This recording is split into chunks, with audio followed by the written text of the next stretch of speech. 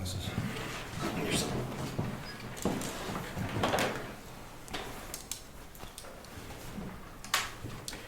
The date is July 7th, 2016. Time is 6:30 PM.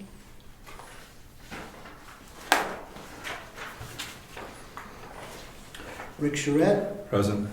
Rob Collins, Here. Geary Ciccarone, Absent. Jim Freeman, Absent. Ed Comeau, Present. David Champy II, In Mexico. Rich Zacher, Here. Dianne Smith. Here. Okay, we have enough for a quorum. Will you sit on the board, Diane, Yes. for tonight? Thank you. Public comments? Can I bring up one point on the plan? My brother and I have been discussing just so that we're all on the same page and we get some clarification from you. But in the initial plan that we, and I don't want to derail this process, but I'm looking for some guidance on this. In the initial plan that we presented, we had the way that my brother's property is, if you look at this, you can see there's a cove on the shoreline. Yes. When Brian did the surveying, he said that because the code was added or man-made, that it wouldn't count as part of the shoreline according to the state RSA's on shoreline measurement. Right. Mike and I are talking about whether it should or it shouldn't count. If it does, if there's a way that we have or we can figure out how to do it from a state standpoint and come back with a revised plan, is there potential to adjust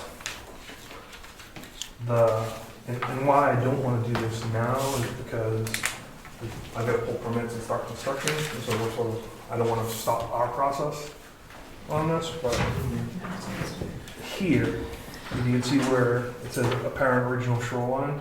Right. Essentially, when Brian measured it, he measured it straight according to the state Yeah. shoreline RSAs. This code exists. If we were to ever do an adjustment on this plan, it would shift this lot line from where it is today Yeah. back to the inside of this cove as it appeared in the very first draft that we sent you. Okay. Brian doesn't think it's possible. Mike wants to explore it a little bit more, but we don't want. So assume that we approve this tonight and sign it, or you guys sign it. Yeah. If subsequent to this, we found out that it's possible to do it, and we came back with a lot line adjustment between those two lots, that would be this lot and this lot, to move the pin back from where it is on the exterior waterfront to the inside of that cove. Right. Is that a relatively easy? Well, you know from this process, lot lines are pretty basic. That sounds a lot easier than this one. But we're here to sign this one as is. Yep, agreed. And if you want to make changes later, do another lot line adjustment and knock yourself out. Okay, I just wanted to make you guys aware of it. What's the difference in the measurement? The tax map today shows 360 feet of frontage. When Brian actually, and the lake frontages can vary, like, plus or minus 10% on the measurement. When Brian did the initial measurement, it was 399 feet, or 369 feet on this plan, measuring it shoreline to shoreline. When you add that cove into it, it adds approximately, I think it's on this, it was on the initial submission that we gave you, but it adds about 130 feet of water frontage to the lot. Like the entire cove has 100, so it goes from 360 to 499. Then it wouldn't change like the ability to subdivide or change. Theoretically, from the town, it would be a better deal because the town would get increased tax revenue because you guys tax by the waterfront. But This line here Yeah. is covered on this plan. Are you talking about moving it back to this invisible line right no, here? just moving it literally back from one side of this cove, which Yeah. appears on this plan, from the waterfront side to the interior side of that cove. So if the cove counts as waterfront, Right. the 40 feet would be essentially the first 40 feet of the waterfront of the Yeah. whole. So it would just slide this back, and the cove would appear as in this original submission. Go ahead. That's a question. So, David, are you saying that in reality, there's a cove here that on this plan should have been, Shouldn't have been drawn according to Brian, according to state RSAs, but exists because it was a man-made cove. So this is where it used to be? Like that? If you can see, right, that's probably pretty close to actual. Oh, I see. This little indent. Yeah.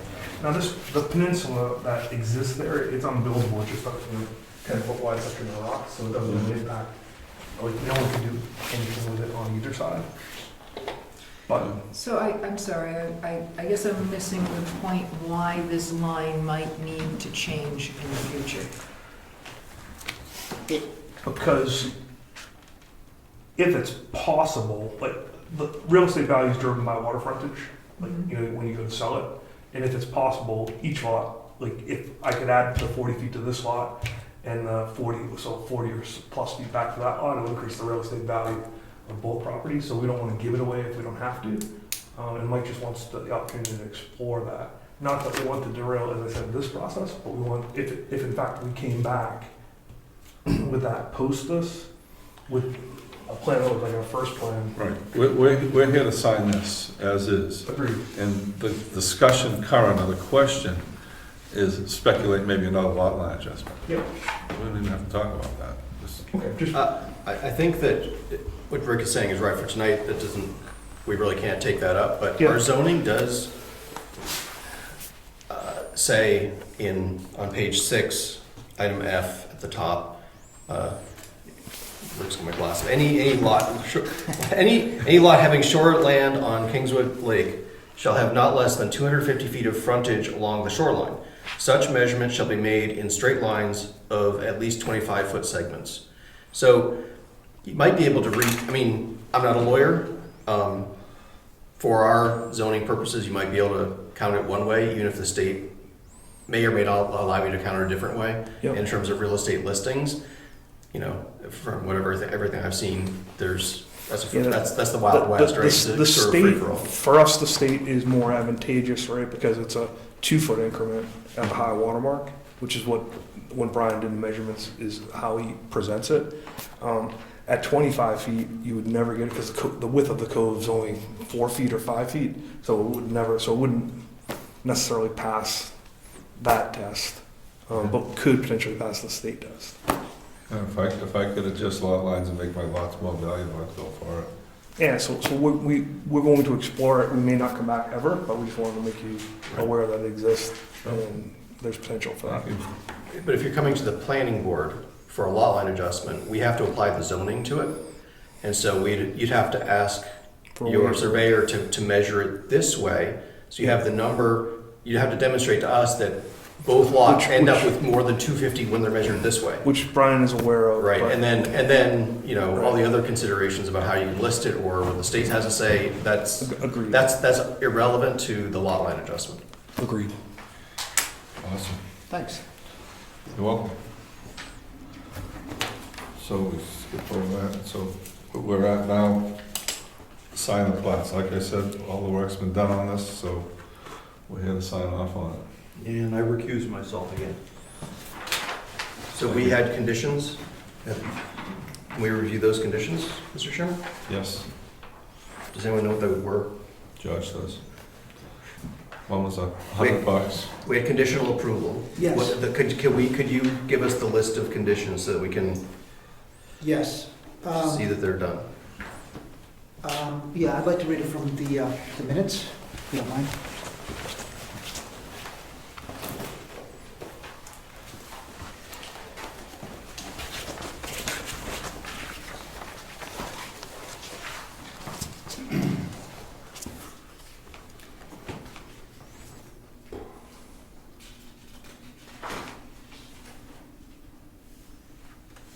Okay.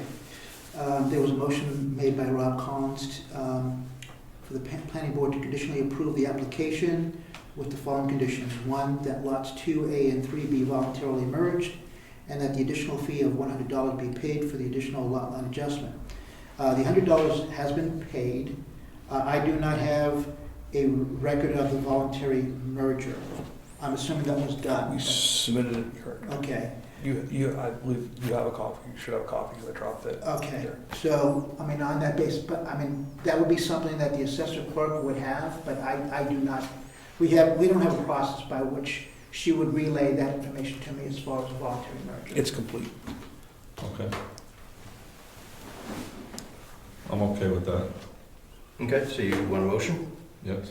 I move that we find that the conditions have been met and that we approve of the,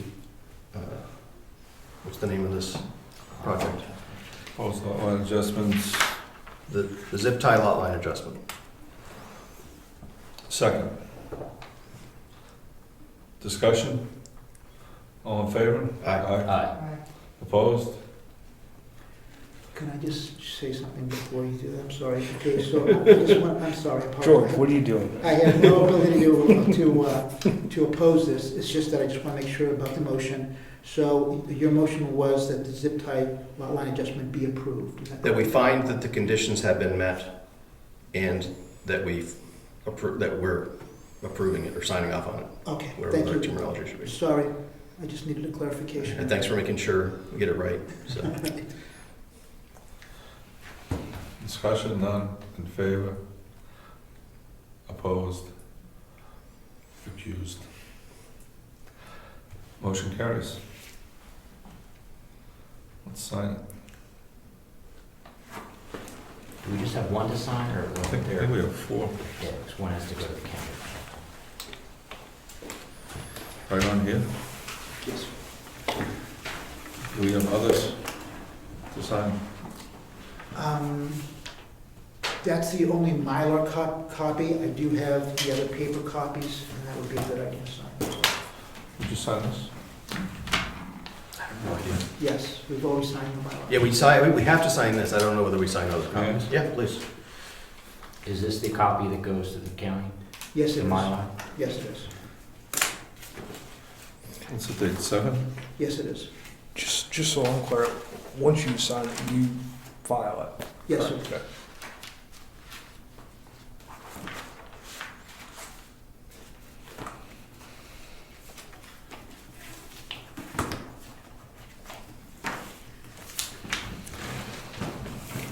Anyone in the room that wants to sign it?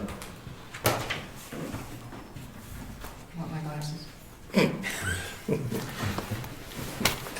We have an aging board. It's July now, not June. Says. Well, Ed? I'm gonna check that checks. Did you fix that? I didn't fix it. Mr. Chairman, I'm submitting these plats. The reason I want to say this, I just wanted to be on record that these are the latest ones that were Did submitted you fix it to be 7/7 as well? as Put it up of here. June 9th, 2016. Check the date, the same date on that plat.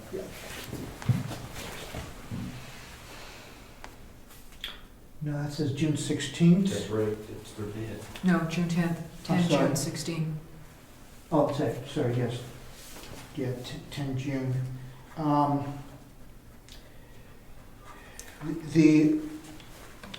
The reason that, from what I gather, is the reason that this particular one was brought in was because the other one had red marks on it, Right. but it should be identical to this. Is that correct, David? You gotta make sure the dates are the same, guys. Okay. You gotta get, the dates need to be consistent. You don't wanna go 5 years from now and see different dates on. Yes. And these all have the 10th on it. It's just that for some reason, the Letter. document here says the 9th. Okay? Thank you, Mr. Schwartzman, I appreciate that. I guess I'm a little confused because our last meeting was on June 16th. Was the end, was the conclusion of the hearing. I thought we had new maps then. These maps that are presented were presented at the June 16th meeting. This is the last amended Okay. documents. All right. And so there's 3 of these? Yes.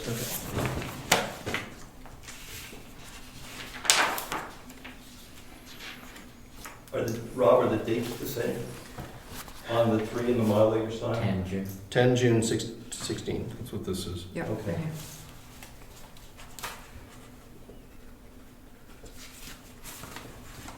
A point for maps. That's exactly right. Right.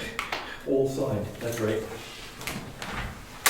I think the only one that was Mylar is probably Did you sign those two, please? Oh, Thank you. That's exciting. the.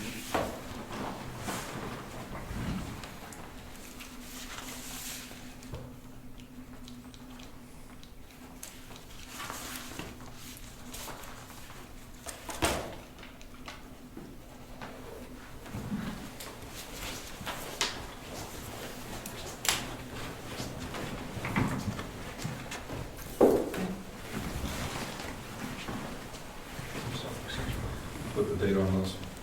I trust myself anymore.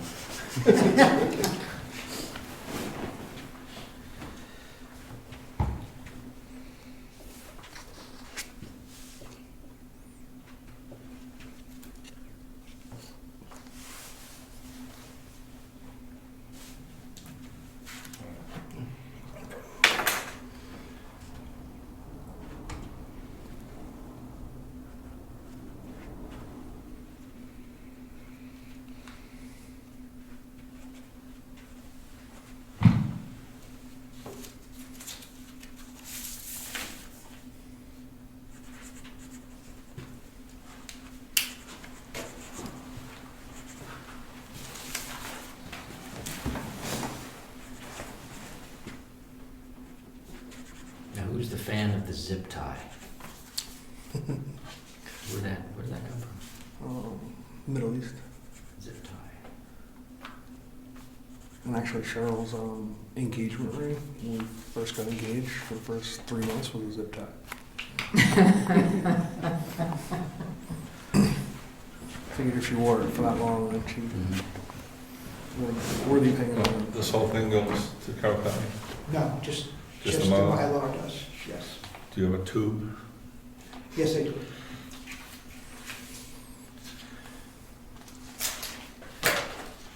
Lots of sign. Public comments? Member comments? Just want to thank everybody for coming on short notice. Yeah, thank you all. Thanks for helping during the process, too, like being flexible on dates. No problem. That's what we're here for. Meeting adjourned. Thanks, folks.